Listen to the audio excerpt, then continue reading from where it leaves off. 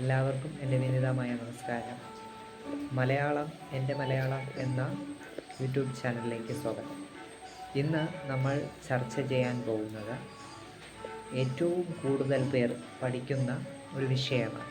Social സയൻസിലെ ഏറ്റവും പ്രധാനപ്പെട്ട ഒരു ഭാഗം തന്നെയാണ്. കാരണം നമ്മുടെ പഠന വിഷയത്തിൽ സോഷ്യൽ സയൻസ് എന്ന് പറയുന്നത് ഒഴിവാക്കാൻ കഴിയാത്ത ഒരു വിഷയമാണ്. അതിൽ പ്രധാനപ്പെട്ടതാണ് കേരളത്തിൽ നടന്ന പല കലാപങ്ങൾ. അതിൽ ഏറ്റവും പ്രധാനപ്പെട്ട ഒരു കലാപമാണ് ഇന്ന് നമ്മൾ ചർച്ച ചെയ്യാൻ പോകുന്നത്.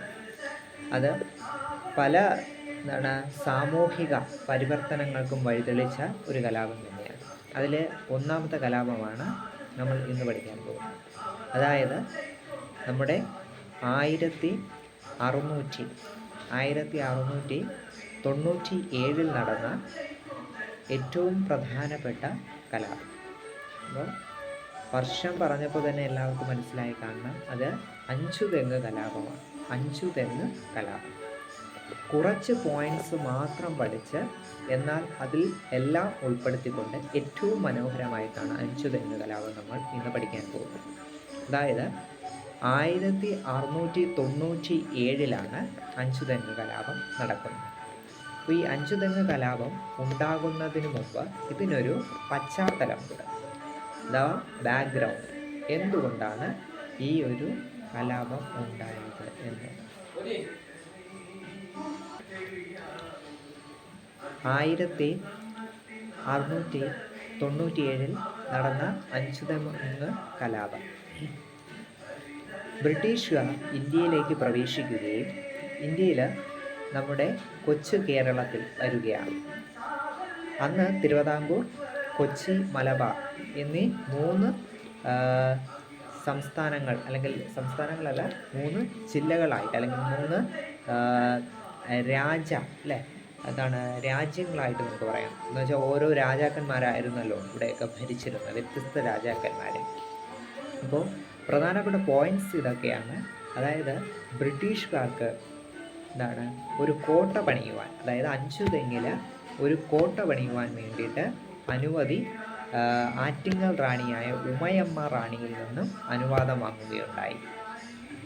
അനുവാദം വാങ്ങിയതിൻ്റെ ഫലമായിട്ട് 1684 അതിന് അനുമതി ലഭിക്കുകയുണ്ടായി.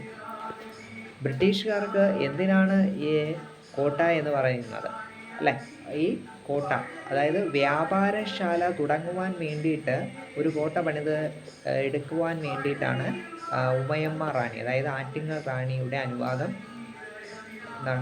വാങ്ങുന്നത്. അനുവാദം ലഭിക്കുകയും ചെയ്തു. അപ്പോൾ ഈ അനുവാദം ലഭിച്ചതിൻ്റെ ഫലമായിട്ട് 1695 ഇവർ കോട്ട പണിത് പൂർത്തിയാക്കി. പക്ഷേ കോട്ടയ്ക്കകത്ത് വ്യാപാരം മാത്രമല്ലായിരുന്നു ഇവരുടെ ലക്ഷ്യം. ഇതിനകത്ത് ഇവർ സൈനികരെ കൊണ്ട് നിറയ്ക്കുകയും സൈനികത്തിൻ്റെ ഒരു കേന്ദ്രീയ സ്ഥലമാക്കി ഇത് മാറ്റുകയും ചെയ്തു. ഈ കോട്ടയെ മാറ്റി. അപ്പോൾ ബ്രിട്ടീഷുകാർ ധാരാളം സൈന്യത്തെ ആ കോട്ടയിലേക്ക് ഉൾക്കൊള്ളിച്ചതിൻ്റെ ഫലമായി നാട്ടുകാർക്കിടയിൽ വിവിധ അഭിപ്രായ ഭിന്നതകളുണ്ടായി, അല്ലേ? അപ്പോൾ അതിനോടൊപ്പം തന്നെ രണ്ട് കാരണം കൊണ്ടാണ് നമ്മുടെ അഞ്ചുതെങ്ങ് കലാപം ഉണ്ടാകുന്നത്. അതിൽ ഒന്നാമത്തെ കാരണം കോട്ടയ്ക്കകത്ത് സൈന്യത്തെ കൊണ്ട് നിറയ്ക്കുകയും അതുപോലെ തന്നെ സൈന്യത്തിൻ്റെ ഒരു കേന്ദ്രമാക്കി ആ കോട്ട മാറി. രണ്ടാമത്തത് കുരുമുളകിൻ്റെ കുത്തകാവകാശം. കുരുമുളക് എങ്ങനെ വിൽക്കണം, എത്ര വിലയ്ക്ക് വിൽക്കണം എന്നൊക്കെ തീരുമാനിക്കാനുള്ള അധികാരം ബ്രിട്ടീഷുകാർക്ക് ലഭിക്കുകയുണ്ടായി. ഇതെല്ലാമാണ് ജനങ്ങൾക്കിടയിൽ പലതരത്തിലുള്ള പ്രശ്നങ്ങൾ ഉണ്ടായത്, അല്ലെ? ജനങ്ങളെ കോപാകുലനാക്കി മാറ്റിയത്. ഇതിൻ്റെ ഭാഗമായിട്ടാണ് അഞ്ചുതെങ്ങ് കലാപം ആരംഭിക്കുന്നത്. അപ്പോൾ പ്രധാനപ്പെട്ട പോയിന്റ്സ് ഇതൊക്കെയാണ്. അതായത് അഞ്ചുതെങ്ങിൽ ഒരു വ്യാപാരശാല തുടങ്ങുവാൻ വേണ്ടി എന്ന വ്യാജേന ബ്രിട്ടീഷുകാർ എന്ത് ചെയ്തു? ആറ്റിങ്ങൽ റാണിയായ ഉമയമ്മ റാണിയെ സമീപിച്ചു. ഉമയമ്മ റാണി എന്ത് ചെയ്തു? അഞ്ചുതെങ്ങിൽ ഒരു കോട്ട പണിയാനുള്ള അനുമതി കൊടുത്തു. ആ അനുമതി കൊടുത്ത വർഷമെന്ന് പറയുന്നത് 1684 ഓക്കെ, 1684. ദെൻ അടുത്തത് ബ്രിട്ടീഷുകാരെന്ത് ചെയ്തു, 1695 പണി പൂർത്തിയാക്കിയതിന് ശേഷം ബ്രിട്ടീഷുകാർ അവിടെ സൈനികത്തെ കൊണ്ടു നിർത്തുകയും നിരവധി സൈന്യം, ഈ സൈന്യം ജനങ്ങൾക്ക് തികച്ചും അപകടകരമാവും എന്ന സാഹചര്യം മനസ്സിലാക്കിയ ജനങ്ങൾ ഇതിനെ എതിർക്കുവാൻ തീരുമാനിച്ചു. അതോടൊപ്പം തന്നെ കുരുമുളകിൻ്റെ കുത്തക അവകാശവും കൂടി ബ്രിട്ടീഷുകാർ റാണിയിൽ നിന്നും അനുവാദം വാങ്ങുകയുണ്ടായി. അത് വിൽക്കാനുള്ള അനുവാദം, വിൽക്കാനും വില നിശ്ചയിക്കുവാനുള്ള അനുവാദം വാങ്ങുകയും ഇത് കർഷകരെ സംബന്ധിച്ചിടത്തോളം വലിയ രീതിയിൽ പ്രശ്നങ്ങൾ രൂക്ഷമാക്കി.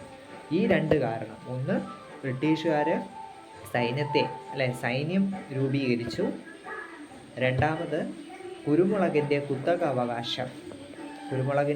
അവകാശം ലഭിക്കുകയുണ്ടായി, കുത്തക അവകാശം തീരുമാനിക്കുകയും ചെയ്തു. ഇതെല്ലാം ജനങ്ങളെ പ്രക്ഷോഭമുണ്ടാക്കുകയും 1697 അഞ്ചുതെങ്ങ് കലാപം ആരംഭിച്ചു.